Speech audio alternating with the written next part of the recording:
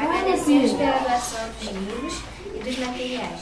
Gostei muito das histórias que vocês contaram. Espero que vocês tenham muita alegria e paz. Eu me sinto muito feliz por vocês saírem lá do Rio, chegar aqui e fazer com que todos aprendam a gostar de ler. Um abraço.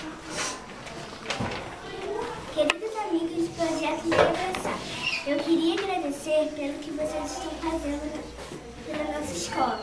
Vocês só querem nos ajudar.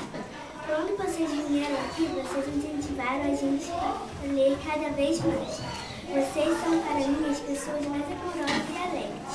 Eu quero lhe agradecer pelo que vocês estão fazendo para nos ajudar. Eu me sinto feliz, porque vocês vêm lá do Rio para a nossa cidade. A gente é feliz.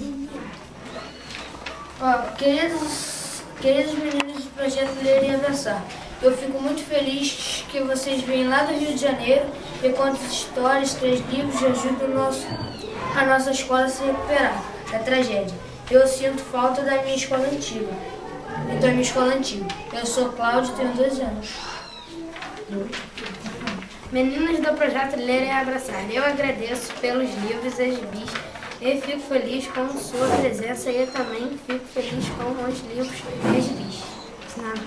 Gente, vocês querem matar a gente com essas coisas assim, o coração não aperta essas coisas. Vai desejar muito. Peraí, Léo. Peraí, Léo. Léo, dá licença só um instante, Léo. Vinícius, você vai, meu filho, com o Léo?